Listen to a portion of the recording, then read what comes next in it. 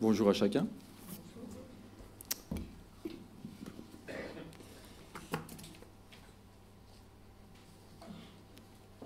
Pour ceux qui ne me connaissent pas, je m'appelle effectivement Christian, je fais partie du conseil pastoral de l'Église et je suis aussi secrétaire général de notre association nationale, et c'est pour cette raison que je vous apporte les salutations des églises que j'ai visitées ces dernières semaines.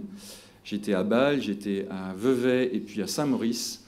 Voilà, et vous avez les salutations des frères et sœurs de ces églises. Et ça y est, j'ai fini ma tournée, j'ai visité toutes les églises, donc je serai normalement un peu plus présent ces prochains temps. Le dernier chant qu'on a chanté, il va un petit peu dans le sens de ce qu'on va partager ce matin ensemble. Et puis, ça va être un petit peu en contraste, je pense, avec ce que Jonathan a partagé la semaine dernière. La semaine dernière, Jonathan a parlé un petit peu au travers de cet épître de Pierre du devoir du chrétien. Être sauvé, c'est bien, mais derrière, il y a quelque chose à faire. C'est ce que dit Pierre dans ces textes qui ont été vus la semaine dernière. « Soyez saints dans toute votre conduite. Conduisez-vous avec une crainte respectueuse. Aimez-vous donc ardemment. Débarrassez-vous de toute méchanceté, désirez le lait pur de la parole. » Face à toutes ces directives que nous devrions vivre en tant que chrétiens, on peut parfois trouver la tâche difficile. On peut parfois se dire « Waouh, quand même, il y a un sacré boulot. » En tout cas, quand je regarde ma vie, je me dis que j'ai de la marge de progression. Et puis, des fois, on commence à regarder un petit peu autour de nous ce qui se passe. Et peut-être qu'on se pose des questions. On se dit, mais en fait, à quoi ça sert tout ça? À quoi ça sert que je sois bon, généreux, que je me donne de la peine Parce que si je regarde la vie de certaines personnes autour de moi, je me dis, mais ils vivent dans une grande injustice, dans une certaine forme d'injustice. Et pourtant, parfois, ils ont des meilleures situations que moi. Ils sont mieux lotis, comme on dit.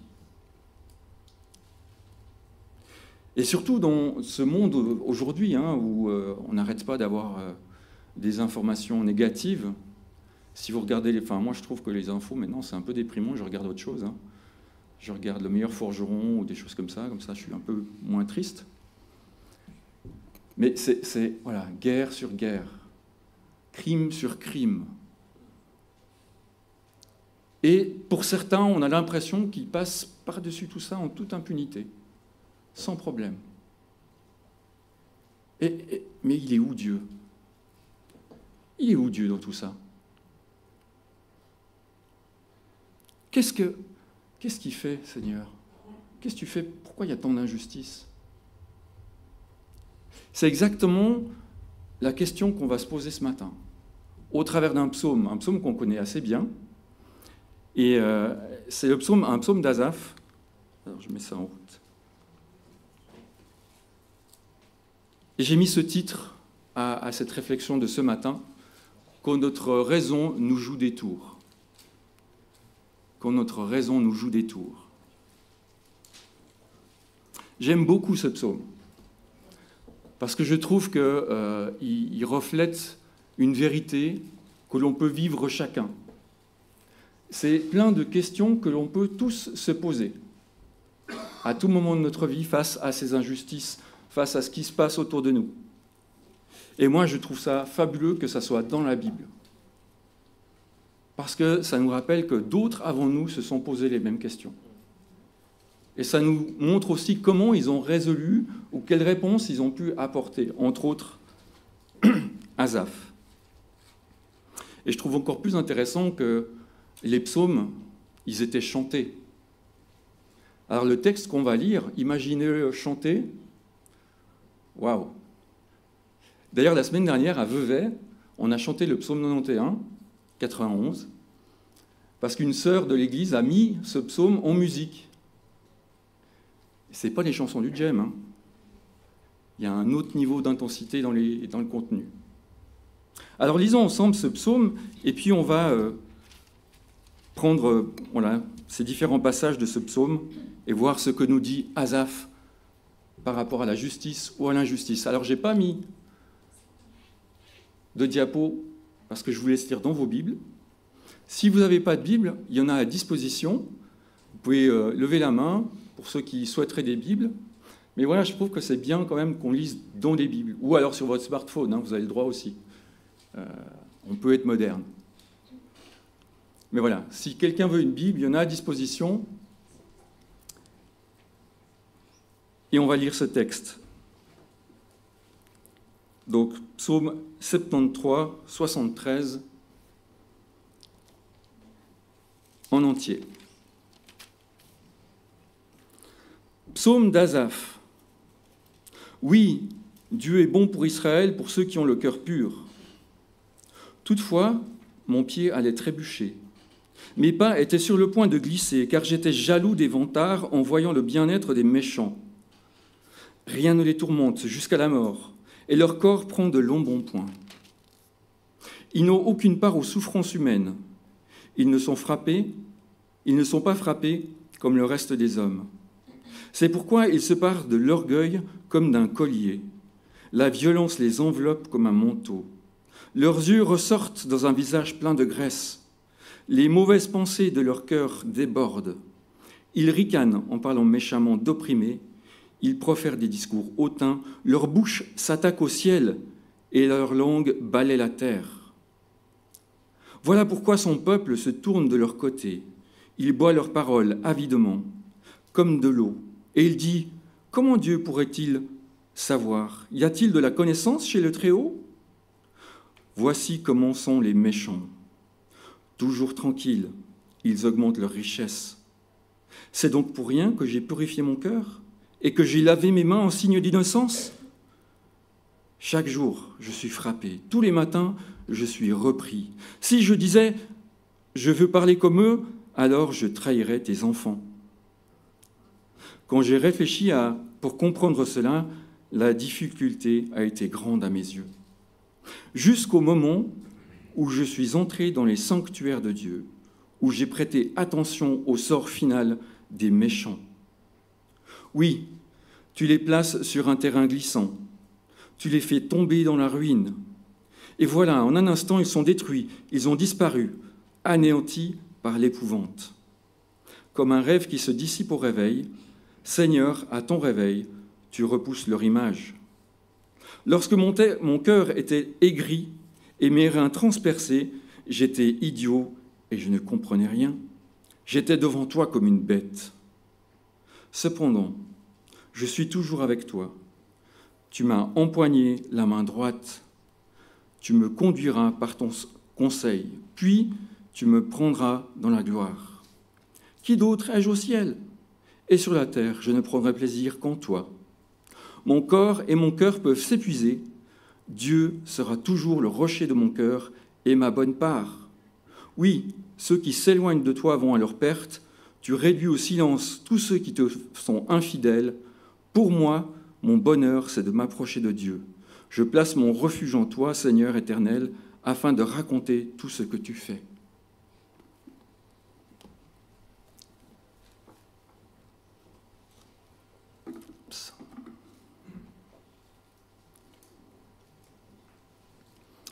Ce psaume, il fait partie d'un recueil, le troisième recueil sur 5 du livre des psaumes. C'est le début du recueil d'Asaph, qui en compte 16. Alors, il y en a plusieurs qui sont notés psaumes d'Asaph, mais ce n'est pas forcément lui qui les a écrits, puisqu'il il s'occupait de la musique sous David, et les derniers des psaumes, à peu près, sont datés de la déportation. Donc, c'est une très longue période. Donc c'est plutôt un recueil où les gens ont dit, voilà, ils ont mis sous le recueil d'Asaph certains psaumes. Ce qui est intéressant, c'est la structure. Dans la Bible, particulièrement dans l'Ancien Testament, on retrouve des structures qu'on appelle en chiasme. Et qu'est-ce que ça veut dire? C'est une structure en fait où on voit que le texte, il y a des parallèles entre les différentes parties. Par exemple, sur le psaume 1, eh bien, il y a une correspondance entre, on voit le A et puis le A' en bas, et puis au milieu, il y a une correspondance entre les textes. Donc c'est une forme littéraire qui est très courante dans l'Ancien Testament. C'est pour certains textes courts, comme le psaume 1, mais c'est aussi valable pour des textes comme par exemple le livre de Ruth, qui a été étudié, je crois, cet été. On voit que le livre de Ruth, il a une structure en chiasme également. Avec, par contre, pour Ruth, il y a un centre, ce qu'on appelle le pivot. C'est dans un chiasme, c'est la partie, un peu le tournant du texte. C'est le cœur du texte, et à partir de là, les idées qui vont partir ensuite seront peut-être différentes ou amplifiées. Et si on prend Ruth particulièrement, juste pour vous montrer, ça va très loin, puisque même dans les parties du livre, dans certaines parties du livre, il y a des chiasmes dans les chiasmes. Donc les auteurs bibliques, ils ont vraiment travaillé leur texte de manière assez incroyable. Et notre texte, eh bien, il est aussi dans ce format-là. En l'étudiant depuis quelques temps, là, je me suis rendu compte qu'il y a aussi cette structure en chiasme. Alors, il n'y a pas un parallélisme exact dans les versets, mais il y a une structure intéressante. Donc si on prend ce psaume qu'on vient de lire, alors j'ai mis des titres, en essayant d'être cohérent dans les titres. On pourrait choisir d'autres titres. Mais voilà, vous voyez que là, il y a une certaine correspondance et surtout, il y a un centre. Et c'est ce qu'on va voir ensemble ce matin.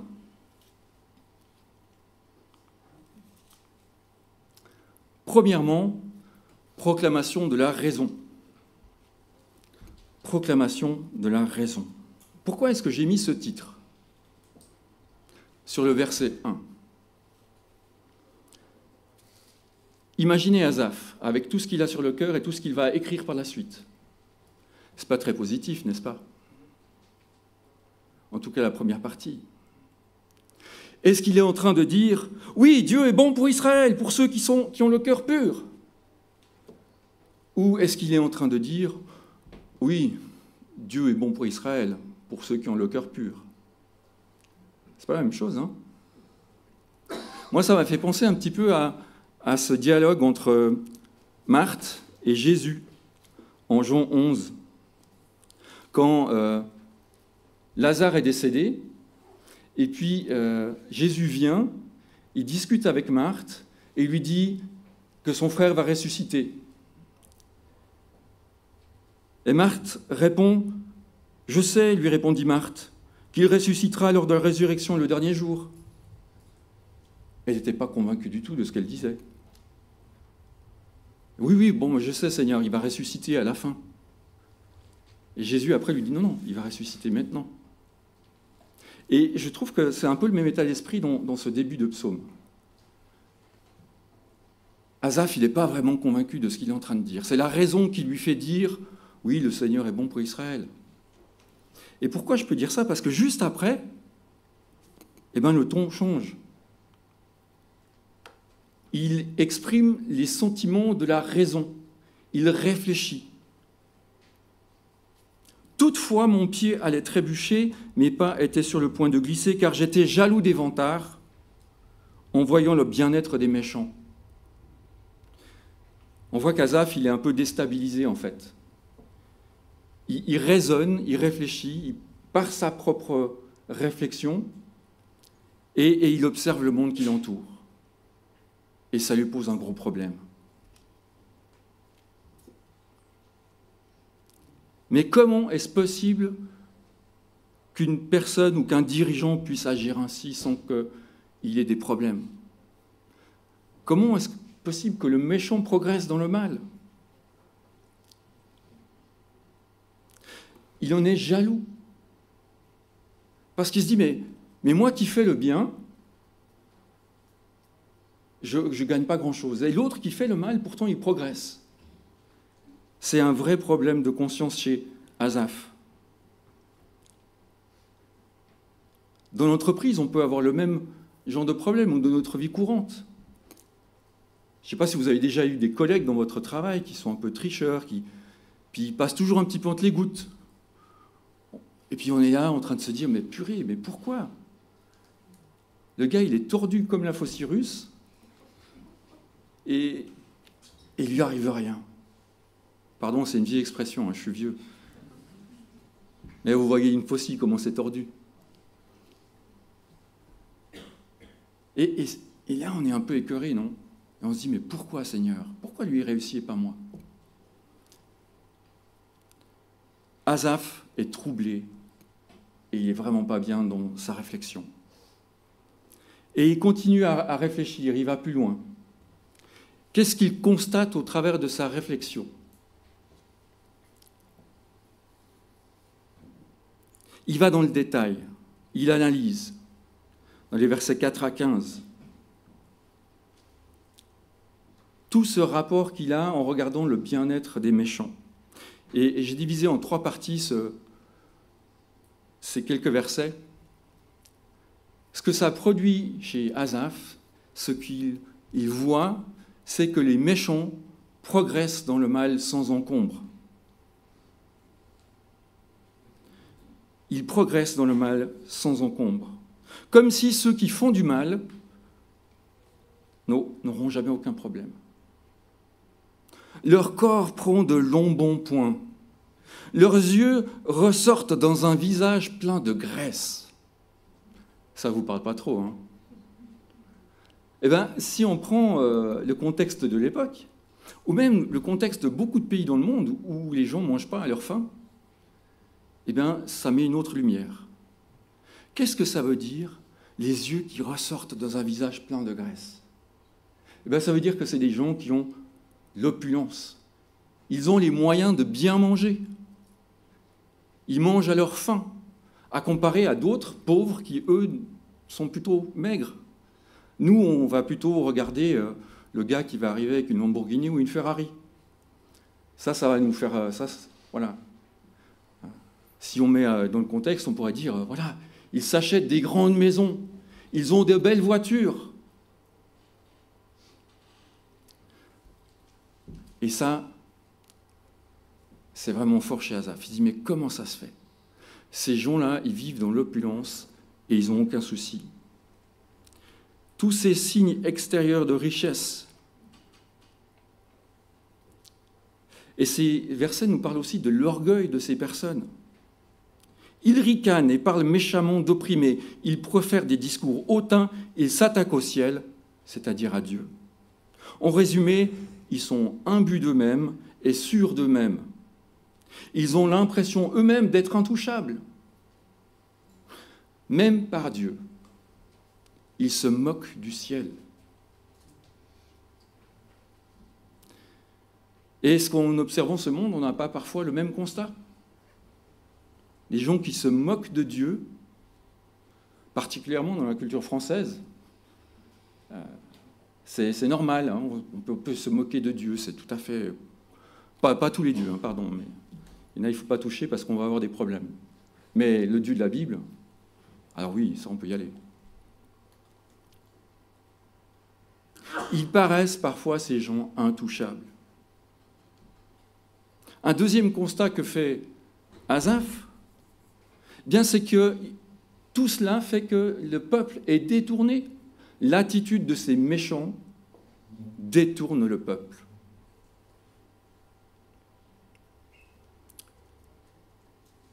Pourquoi est-ce que je continuerai à faire le bien si ça me rapporte aussi peu? Alors vous me direz qu'un bon chrétien, il ne va pas penser comme ça. Quoique, il y a des moments où on est découragé, où on peut se poser des questions, on peut être un petit peu sur le fil, comme on dit, en train de remettre en question notre relation avec Dieu,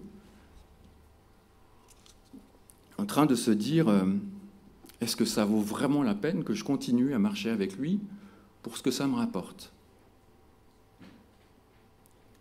Il y a parfois des moments de fragilité dans nos vies, n'est-ce pas? Et pourquoi pas moi? Si je triche un peu, personne ne le saura, c'est pas très grave.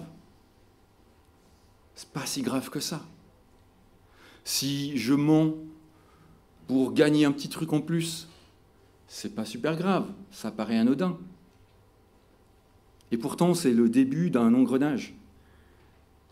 Et nous, même en tant que chrétiens, on pourrait tomber dans ce genre de travers, n'est-ce pas? On n'est pas au-dessus du lot, parce qu'on a un cœur humain. Et le peuple qui est là, le peuple de Dieu qui observe tous ces méchants, ils se disent mais waouh, mais ça vaut la peine de suivre en fait. Pourquoi? De toute façon, il ne va rien se passer. Et puis une dernière chose qui, dans ce passage qui est assez fort, c'est qu'il provoque un sentiment d'injustice. En observant tout cela, Asaph, il est outré par l'injustice qu'il voit autour de lui. C'est vraiment très fort. C'est vraiment très fort. Et en plus, ça crée un double sentiment chez Asaph. Il voit de l'injustice, il y a l'envie, et en même temps, il dit « Si je veux parler comme eux, je trahirai tes enfants ». Il y a un énorme sentiment de culpabilité. Il est en train de se dire oh, « Je les envie, mais en même temps, mon cœur de serviteur de Dieu, ben voilà, si je commence à parler comme ça, ben je trahis Dieu, donc il est un petit peu entre deux chaises, il ne sait plus trop comment se positionner. » Coincé entre la jalousie, le sentiment d'injustice par rapport à sa propre justice, et puis cette culpabilité d'avoir envie de ressembler à ceux qui réussissent. Je trouve que c'est assez fort et actuel, n'est-ce pas? On a tellement d'opportunités dans notre société pour aller dans une direction ou d'une autre. Alors je ne vais pas parler que des jeunes, mais si on regarde sur les réseaux sociaux, les youtubeurs et ainsi de suite, tous ces gens, tous ces influenceurs qui vont habiter à Dubaï, dans le grand luxe, en vendant des trucs, souvent des produits frauduleux, enfin, qui ne fonctionnent pas vraiment, mais comme si c'était voilà, des trucs efficaces. Et puis, voilà, ils se font des millions. L'argent facile. Mais c'est attirant. C'est normal. Heureusement, Asaph ne reste pas à sa propre réflexion. Heureusement, il n'en reste pas là. On arrive au cœur de ce psaume, quand la raison fait place à la foi. Quand la raison fait place à la foi. Quand j'ai réfléchi pour comprendre cela, la difficulté a été grande à mes yeux. Jusqu'au moment où je suis entré dans les sanctuaires de Dieu, où j'ai prêté attention au sort final des méchants. Quand j'ai réfléchi pour comprendre cela, la difficulté a été grande à mes yeux. Je trouve l'honnêteté d'Asaph extraordinaire. Il est coincé avec sa propre réflexion. Et tant qu'il est coincé avec sa propre réflexion, il ne pourra pas comprendre. Mais il tourne le regard vers Dieu. Il rentre dans les sanctuaires de Dieu. Les sanctuaires de Dieu, on peut penser au temple, avec le lieu saint et le lieu très saint. Et tout d'un coup, il tourne le regard vers celui qui a les réponses. Il se tourne vers Dieu, il arrête de réfléchir par lui-même, par ses propres forces, par son propre raisonnement. Parce que d'un point de vue humain, c'est impossible à comprendre. Il se tourne vers les sanctuaires de Dieu. Bien sûr, c'est une image. Nous, on n'a pas un sanctuaire, on a un lieu de culte, mais notre lieu pour nous tourner vers Dieu, il peut être n'importe où. Je ne sais pas si vous avez une pièce spéciale à la maison, si vous êtes à l'aise dans un endroit particulier, dans la forêt, quand vous allez marcher, et tout d'un coup, vous êtes pris et vous êtes en train de tourner votre regard vers Dieu, en train de lui demander « Seigneur, pourquoi ? Pourquoi ça se passe comme ça ?» Et là, eh bien, c'est le cœur qui s'ouvre, c'est les yeux de la foi qui s'ouvrent. Tout d'un coup, Asaph arrive à prendre ce recul nécessaire par rapport à la situation. Parce que Dieu lui donne de voir la grande image. Au début du texte, on voit qu'il est coincé sur voilà, ce qui se passe concrètement. Et puis tout d'un coup, c'est comme s'il prenait du recul et puis il voit l'ensemble du processus. Et qu'est-ce qu'il constate ? J'ai prêté attention au sort final des méchants. J'ai prêté attention au sort final des méchants. Et quel est-il, ce sort ? C'est le constat de la foi qu'il fait dans les versets suivants. Avec ce regard renouvelé que lui donne la foi en la justice de Dieu, le psalmiste est capable de voir le sort des méchants. Tu les fais tomber dans la ruine. En un instant, ils sont détruits, ils ont disparu, anéantis par l'épouvante. Comme un rêve qui se dissipe au réveil. Seigneur, à ton réveil, tu repousses leur image. Il est en train de constater que toute cette méchanceté aura une fin. Et que même si ces personnes se sentent intouchables, que d'un point de vue humain, ils vivent dans une injustice, et peut-être qu'ils vivront dans l'injustice jusqu'à la fin, à la fin, il y a un jugement. À la fin, ils seront confrontés. À la fin, Dieu va les punir. Même si nous, on ne va pas le voir, même si nous, on ne sait pas, Dieu, lui, il sait. Et c'est le constat que fait Asaph à ce moment-là.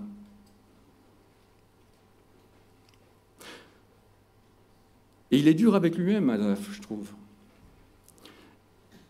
Parce que tout d'un coup, il dit, j'étais idiot, je n'y comprenais rien. J'étais devant toi comme une bête. Mon raisonnement était complètement stupide. J'étais focalisé sur mes propres sentiments au lieu de regarder à toi, Seigneur. J'étais focalisé sur le centre du monde qui est à peu près là pour tout le monde, le nombril. J'étais, enfermé dans mon raisonnement et tout d'un coup, tu m'ouvres les yeux.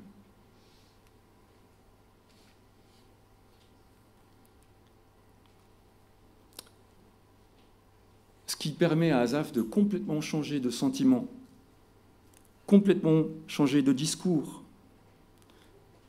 Et tout d'un coup, il réalise « Cependant, je suis toujours avec toi. Tu m'as empoigné la main droite. Tu me conduiras par ton conseil. Puis tu me prendras dans la gloire. Qui d'autre ai-je au ciel ?»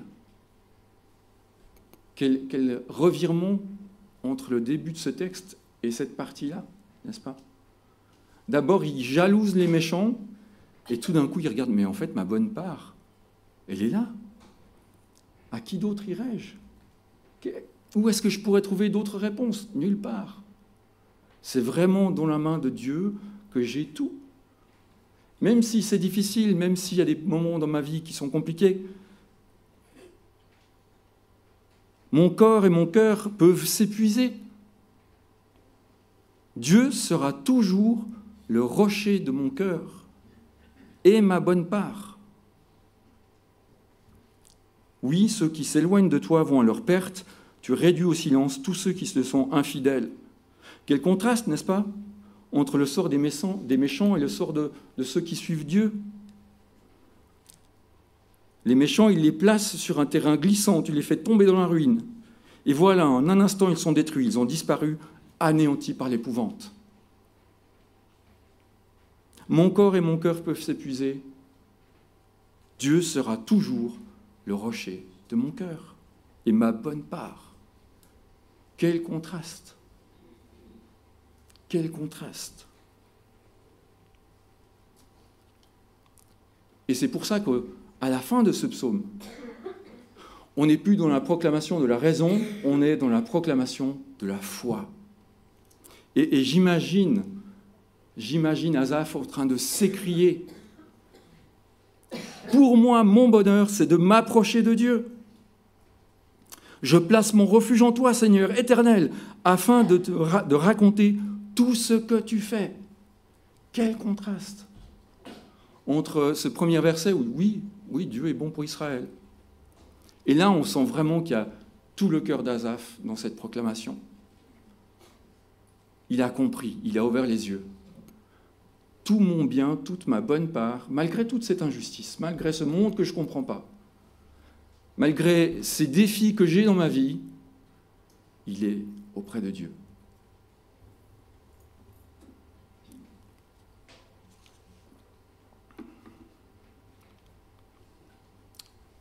Donc voilà, on a fait le tour de ce psaume.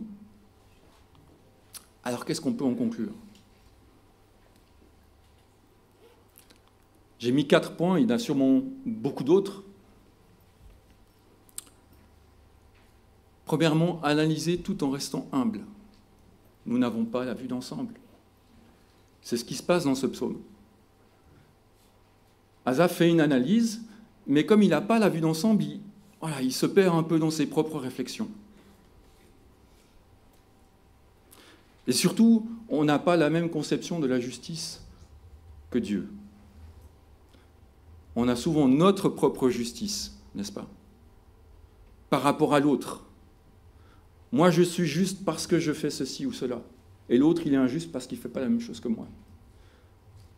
Ce n'est pas notre justice, c'est la justice de Dieu.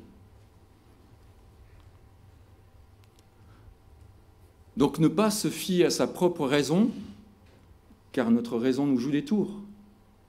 Nos raisonnements sont souvent faussés. Nos raisonnements sont souvent faussés. Si on ne regarde pas à Dieu, on n'a pas les bonnes réponses. Et on n'a pas les bons codes pour réfléchir. Quoi qu'il advienne, Dieu est au contrôle. Vous connaissez ces t-shirts « Keep calm, God is in control ». C'est se rappeler que même si nous, on ne comprend pas, Dieu, lui, il sait. Il maîtrise. Parce qu'il a la grande image du début à la fin. Et il n'est jamais surpris. Jamais.